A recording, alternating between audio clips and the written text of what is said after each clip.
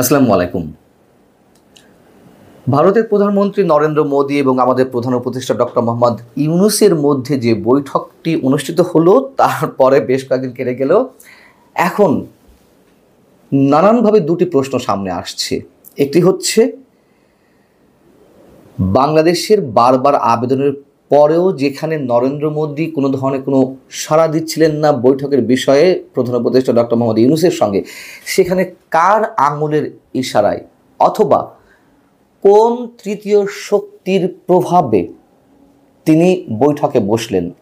আরেকটি প্রশ্ন নানানভাবে উত্থাপিত হচ্ছে, নানানভাবে আলোচনা এসেছে যে এই বৈঠকের পর কি আওয়ামী শিবির বা আওয়ামী লীগের নেতাকর্মীরা হতাশ? এরকম প্রশ্ন বিভিন্ন গণমাধ্যমে এবং বিভিন্ন মহলে উচ্চারিত হচ্ছে। যেমন মানবজীবন পত্রিকায় আজ যে একটি রিপোর্ট প্রকাশিত হয়েছে, তার শিরোনামই হচ্ছে নরেন্দ্র মোদী এবং ডক্টর মোহাম্মদ ইউনূসের মধ্যকার অনুষ্ঠিত বৈঠকে আওয়ামী শিবির প্রচণ্ডভাবে হতাশ। আসলে কি তাই? সে বিষয়ে পরে আসছি। তার আগে আমরা একটু ওই প্রশ্নটা নিয়ে আলোচনা করি যে কোন তৃতীয় পক্ষের শক্তি তাদের মধ্যকার এই বৈঠক অনুষ্ঠানের মূল ভূমিকাটি পালন করলো। যখন বাংলাদেশের বারবার অনুরোধ সত্ত্বেও, বারবার আবেদন সত্ত্বেও ভারতের পক্ষ থেকে কোনো ধরনের কোনো সাড়া মিলছে না এই ধরনের কোনো বৈঠকে, এমনকি নরেন্দ্র মোদী বিমস্টেক সম্মেলনে যাওয়ার দিন বৃহস্পতিবার সকালে তিনি যে তার এক্স হ্যান্ডেলে একটি পোস্ট করেছিলেন, সেই পোস্টে তার যে সফরসূচি ছিল তাতেও ডক্টর মোহাম্মদ ইউনূসের সঙ্গে বৈঠকের কোনো কিছুই উল্লেখ ছিল না। তো সেই জায়গা থেকে হঠাৎ করে কেন, কিভাবে এই বৈঠকটির আয়োজন করা হলো এবং যেই বৈঠকটি সম্বন্ধে কোনো পক্ষই কোনোভাবে চূড়ান্ত কোনো সিদ্ধান্তে পৌঁছাতে পারছিল না বৈঠক অনুষ্ঠানের খানিকক্ষণ আগ পর্যন্ত। এবং যেটি শোনা যায় যে এই বৈঠক অনুষ্ঠানের পিছনে বাংলাদেশে নিযুক্ত ভারতের হাই কমিশনার প্রণয় ভার্মা অন্যতম ভূমিকা পালন করেছেন, যদিও সেটিও সবার কাছে খুব গ্রহণযোগ্য কোনো কিছু না। প্রণয় ভার্মা কি বলেছিলেন ভারতের পররাষ্ট্র মন্ত্রণালয়ের কাছে অথবা ভারতের সরকারের উচ্চ কর্তৃপক্ষের কাছে যে এই বৈঠকটি অনুষ্ঠিত হওয়া প্রয়োজন, যেখানে বাংলাদেশ সরকার পক্ষ থেকে বারবার আবেদন জানানো হচ্ছে সেখানে অল্প সময়ের জন্য একটা বৈঠক অনুষ্ঠিত হোক, নইলে কি হতে পারে, পাকিস্তানের মতন হতে পারে, পাকিস্তানের মতো পরিবেশ সৃষ্টি হতে পারে। যেভাবে বাংলাদেশের মানুষ দিনে দিনে ভারত বিরোধী, প্রচণ্ডভাবে ভারত বিরোধী হয়ে উঠছে, তাতে খানিকটা বরফ গলানো প্রয়োজন। কিন্তু যেটি জানা যাচ্ছে যে না, শুধু প্রণয় ভার্মার রিকোয়েস্টের ভিত্তিতেই এই বৈঠক অনুষ্ঠিত হয়নি, এর পিছনে আরও বড় কোনো শক্তি রয়েছে। এই যে বড় কোনো শক্তি রয়েছে, এটির সঙ্গে আমরা রিলেট করতে পারি কদিন আগে যুক্তরাষ্ট্রের নিউ ইয়র্ক টাইমসে বাংলাদেশে জঙ্গিবাদ উত্থানের সুযোগ তৈরি হচ্ছে এ ধরনের যে একটি রিপোর্ট প্রকাশিত হলো, তার সঙ্গে আমরা এটি রিলেট করতে পারি। আমি সে বিষয়ে পরে আসছি। আরেকটি কি প্রশ্ন যেটা বলছিলাম যে আওয়ামী শিবির হতাশ কিনা এই বৈঠকের মধ্য দিয়ে। আসলে এই বৈঠকে যেসব বিষয় আলোচনার টপিক হিসেবে এসেছে তার কোনোটারই কি কোনো সুষ্ঠু সমাধান হয়েছে, নাকি শুধুমাত্র বাংলাদেশ পক্ষ থেকে বিশেষ কিছু বিষয় উত্থাপন করা হয়েছে, ভারতের পক্ষ থেকে বিশেষ কিছু বিষয় উত্থাপন করা হচ্ছে, এবং যেখানে আমাদের প্রধান উপদেষ্টা doctor Mohammad Yunus seven sisters নিয়ে ভারতের দৃষ্টিতে খুব আপত্তিজনক মন্তব্য করলেন চীন সফরের সময়, সেই বিষয়টি নিয়ে তারা সতর্ক করলেন।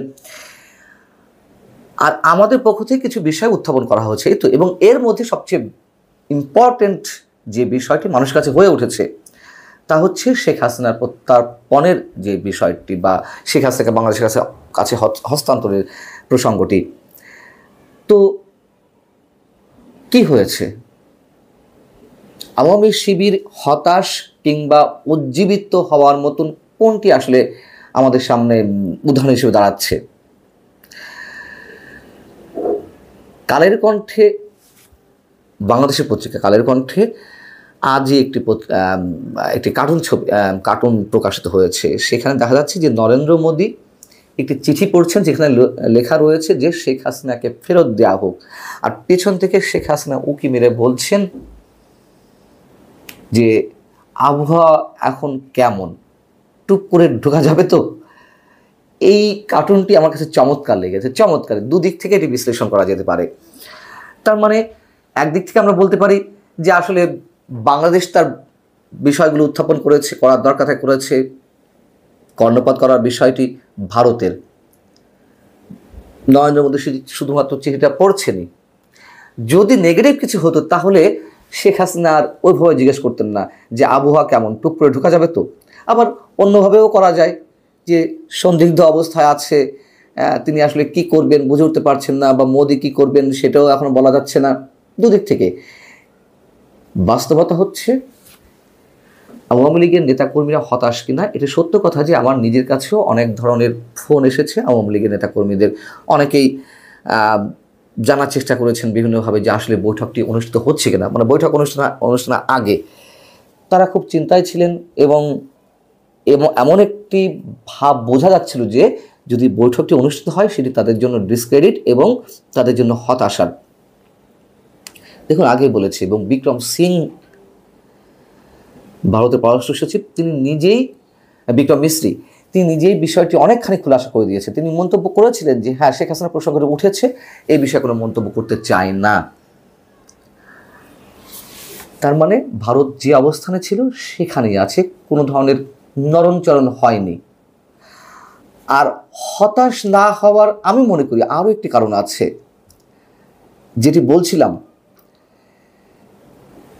নিউ ইয়র্ক টাইমসে বাংলাদেশের চরমপন্থা বা জঙ্গিবাদ সম্পর্কে যে রিপোর্টটি প্রকাশিত হয়েছে, এটি যদিও বাংলাদেশের অন্তর্বর্তী সরকারের পক্ষ থেকে প্রত্যাখ্যান করা হয়েছে, কিন্তু আমাদের একটু মনে রাখা দরকার, বিষয়টি সরকারের পক্ষ থেকে উড়িয়ে দেওয়া হলেও এই মুহূর্তে এসে এমন একটি রিপোর্ট বিশ্বের অন্যতম প্রভাবশালী এবং যুক্তরাষ্ট্রের এই নিউ ইয়র্ক টাইমসের মতো পত্রিকাতে কেন প্রতিবেদন আকারে আসবে?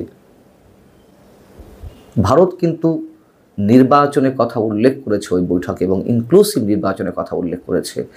এবং আমাদের প্রধান উপদেষ্টার প্রেস সচিব মিস্টার শফিকুল আলম যে বয়ানগুলো দিচ্ছেন, যে বক্তব্যগুলো দিচ্ছেন, সেটির সত্যতা নিয়ে প্রশ্ন উঠতে পারে। ভারতের গণমাধ্যম এ নিয়ে নানান ধরনের প্রতিক্রিয়া জানাচ্ছে। সব মিলিয়ে ভারত যে বাংলাদেশের আহ্বানে, যে কটি আহ্বান বা যে কটি আবেদন জানিয়েছে, তাতে খুব পজিটিভ কোনো সাড়া দিয়েছে এ কথা বলা যাবে না। এবং কোনো কোনো গণমাধ্যমে এ কথাও বলা হচ্ছে যে কেউ যেখানে কোনো ধরনের কোনো ভাবনার মধ্যে আনতে পারেনি শেখ হাসিনাকে ফেরত চাওয়ার জন্য ডক্টর মোহাম্মদ ইউনূস সরাসরি প্রসঙ্গটি তুলতে পারেন।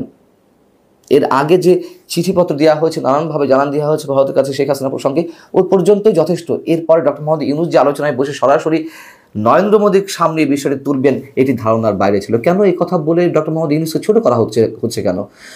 শেখ হাসিনা যদি গণহত্যাকারী হয়ে থাকে, গণহত্যার জন্য ইন্ধনকারী ব্যক্তি হিসেবে চিহ্নিত হয়েই থাকেন বর্তমান সরকারের কাছে, তাহলে শেখ হাসিনাকে ফেরত চাওয়ার বিষয়ে কেন ডক্টর মোহাম্মদ ইউনূসের কোনো সাহস থাকবে না, বা সে ধরনের ব্যক্তিত্ব তিনি পরিচয় দেবেন না?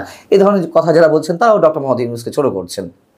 সব মিলিয়ে আমি শুধু এটুকু বলতে চাই যে আওয়ামী লীগের শিবিরে হতাশার কোনো বিষয় আমার চোখে অন্তত পড়েনি। প্রথম দিকে তারা হয়তো একটু খানিকটা টেনশনের মধ্যে ছিলেন যে বৈঠক হলেও কী আলোচনা হতে পারে, সেখানে কী ধরনের জবাব ভারতের প্রধানমন্ত্রী নরেন্দ্র মোদী দিতে পারেন। তো সেই সব জায়গা থেকে তো অনেক কিছু খোলাসা হয়েছে। অতএব এই জায়গাটা যেমন আমার কাছে মনে হচ্ছে যে হতাশা কিছু নেই, আরেকটি হচ্ছে কিছু একটা ঘটছে। ভারত যেখানে খোলাখুলি অংশগ্রহণমূলক নির্বাচনের কথা বলেছে আমাদের প্রধান উপদেষ্টার সামনে, নিউ ইয়র্ক টাইমসের প্রতিবেদন, এবং এই যে বৈঠকটি কার হাতের ইশারায় অনুষ্ঠিত হলো তা এখনো খুঁজে না পাওয়া, সব কিছুই মনে হচ্ছে যে একটু অন্যদিকে যাচ্ছে। আল্লাহ হাফেজ, ভালো থাকুন সবাই।